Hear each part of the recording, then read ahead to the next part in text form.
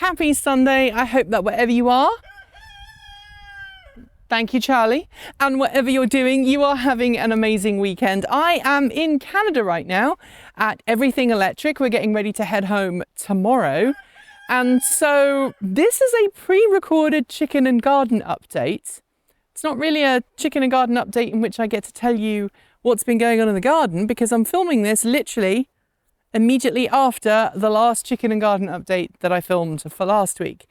But what I am going to do is tell you about some of the lessons I've learned this year. We are now officially into September, and so we're into harvest season full pelt, and it's not going to be long before a lot of these plants have died off and any remaining fruit has been harvested.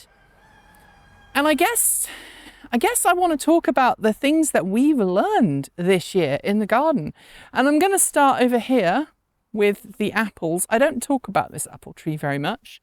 This is technically not my apple tree.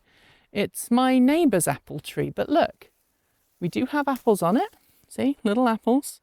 And they're quite nice apples. And they do really nicely. But let's talk about what I've learned this year about the apple tree. And the first thing is I need to get better at being an arborist, or maybe I need to find someone who is an arborist to encourage them to come and work on our trees, because I know our old apple tree really does need some TLC. I did try a couple of years ago and that impacted last year's harvest. This year we've seen tons of apples. We've also seen quite a large number of apples that have been eaten by people. This one doesn't have any holes in it. But yeah, trying to get a good supply of apples for the winter is something that I haven't really been able to do very well, and I would love to do that better. So hopefully it's something that I can learn to improve next year. The other thing, as we're in this bit of the garden, is while mulching worked really well for garlic, I've learned that this corner plot, I need to cut this tree back here above it, because it does impact on the usable light. This one did really well this year. So the beans, the broad beans did really well, the fava beans. And we have had like a second crop, as you can see here, of fava beans. This one here, that have done pretty well and kind of come back up. And that's been lovely. But I also need to work on encouraging enriched soil, and hopefully if I can cut down this tree here, maybe push the holly bush back a bit, we'll get a little bit better growth from things. Now, one thing I want to try this next year, is to push my potatoes into this corner of the garden, because I've noted that where my potatoes were, which was right at the front of the garden in direct sunlight, was not a good place for them. They overheated, they suffered when the heat was really, really hot. And while a lot of people said this part of the garden has too much shade, it's also been really successful because it's had shade in the afternoon. So during the hottest part of the day, the sun has been behind those trees and there's been a degree of protection which has really helped all of these plants survive, especially my raspberries, which have been just great. The other thing I have learned is that I can grow watermelons, albeit small and not very exciting, in my garden. So next year, I think what I'd like to do is to try and set some watermelons in a big tub or something else in the sunny area of my garden. And I want to start those seeds off in the greenhouse so that I can grow more quickly. The same is true of things like onions and carrots. Now, last year, I had no success at all with either onions or carrots. This year, this was our onion and carrot patch. It's pretty much barren now, and we had a lot of success with both onions and carrots. But the biggest challenge for us was pulling up the onions at the end of the season and then successfully drying them, which I don't know why it didn't work, but it didn't work. Meanwhile, strawberries, really successful season. There are weeds everywhere now, but strawberries last year were a success story for me, and I want to replicate them this year, this coming year even, so next year I suppose. And I want to make sure that I provide a really well weeded, well drained area. And I also want to try and lift some of those strawberries up a bit. I might take some out and move them around a bit just to make sure that I have more fruit next year, because those strawberries have provided consistent cropping basically all summer, which has been amazing. Next, I want to talk about the greenhouse. And for that, I'm going to walk this way. But before I do, because I made an allusion to it in last week's chicken and garden update, is my corn. Now, my corn this year has been pretty good. I haven't eaten really any corn. I've given some to the chickens. But the corn with beans was a success. This is the first time I've ever done it. And next year I will move where I plant the corn and the beans and the courgettes. Very low pest problems, very decent numbers of beans growing on the corn. It's not been a great year for beans, but as you can see, the beans have really grown nicely up the corn, and the corn has seemingly had no issues with the beans growing up it. So this year, this coming year, next year I suppose, I want to grow the corn in the greenhouse. I want to start it off earlier, and I want to plant it earlier. And then I want to plant the beans after the corn has really started to take off. Because I think this year I planted the beans and the corn when they were a little bit too similar in size. The zucchinis and the pumpkins though, look at them. That was success. There's no planet in which this wasn't a success for me. My butternut squashes, yeah, they weren't such a success this year, but next year I'm really hoping that I can replicate this with the pumpkins, and we're going to have pumpkin harvests for many weeks to come. The other thing I want to change, as I'm working my way to the greenhouse, I promise, is I want to change how my herb garden is done. Some of my herbs have been overpowered by others this year, and I want to work on making that easier for everything. Before we get into the greenhouse, this was a success, so I'm going to replicate this next year with other plants. I'm going to maybe turn these into official beds, maybe with some more wood, raise them up a bit so the chickens can't get to them, and that's going to be really awesome. Now, lessons in the greenhouse, because this did teach me a lot. The first thing I learned was that my tomatillos like it a little cooler. So I may try some of the tomatillos actually outside of the greenhouse next year. They take a long time to get going, so they need to be started early. They can coexist alongside the cucumbers, as you can see. We've got plenty of lovely cucumbers growing in here too.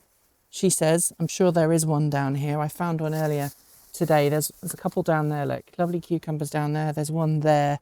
They will happily grow alongside the tomatillo, but the tomatillo and the cucumber will vie for space. This is a tomatillo.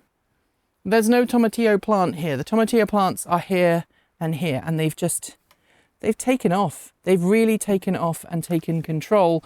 The other thing I want to bear in mind is that the tomatillos that you think are going to be weedy and not have much in the way of growth suddenly get strong. So they need good rootstock. The other thing is, my 3D printed clips this year have been an absolute success. I've really enjoyed my 3D printed clips. I don't know if I can see any. There's one round down there. These 3D printed clips, let me see if I can get the camera in there to show you. These have been really useful. They're biodegradable. They're made of biodegradable plastic. If one gets in the soil, it's not going to cause any problems to the plants, but they seem quite happy. And again, tomatillos.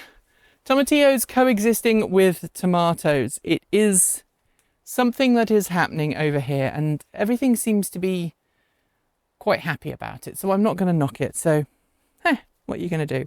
The other thing I'm going to learn for next year is spacing of tomatoes and how many I grow. I grew too many tomatoes this year.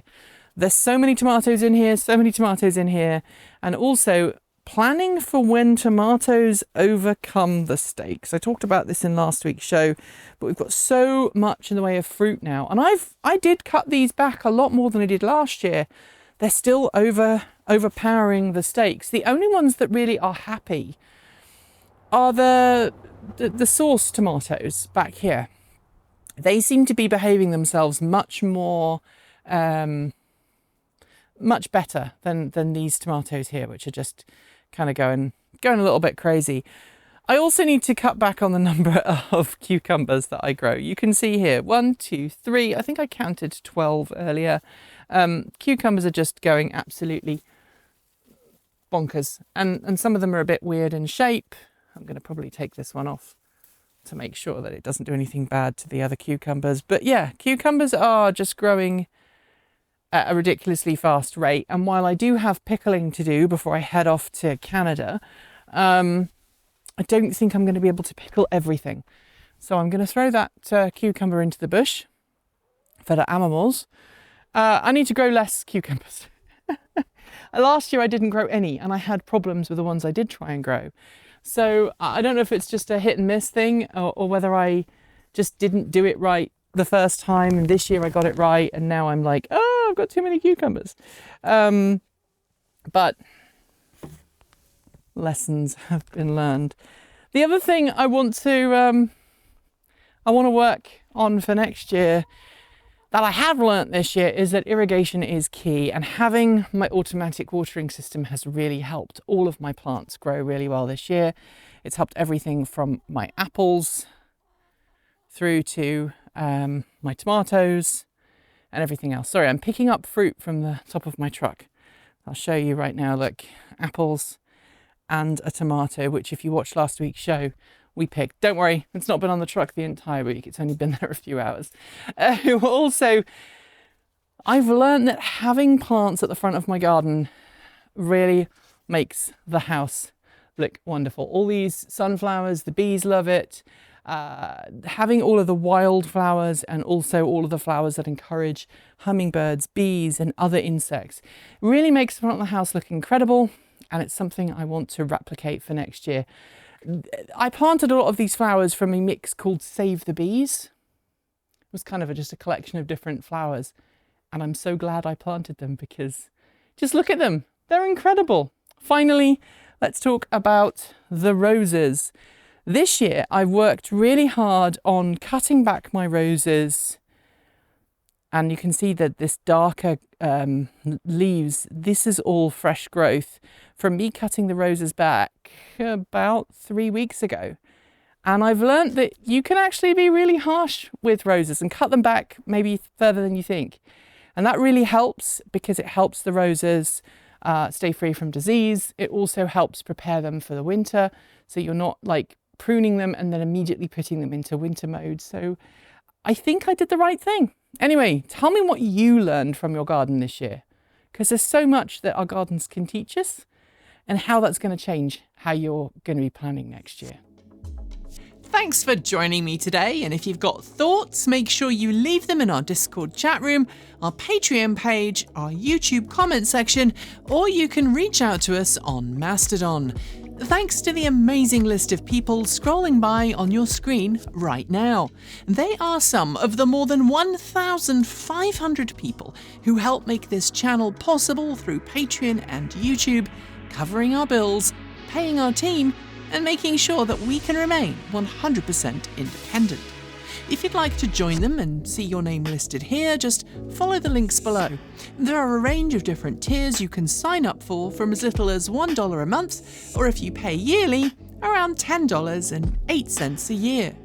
A massive welcome to our newest supporters: Bree Crockford, CAP, Christian Balal, Everything on a Bagel, Pidge Eon, and Brett Chandler.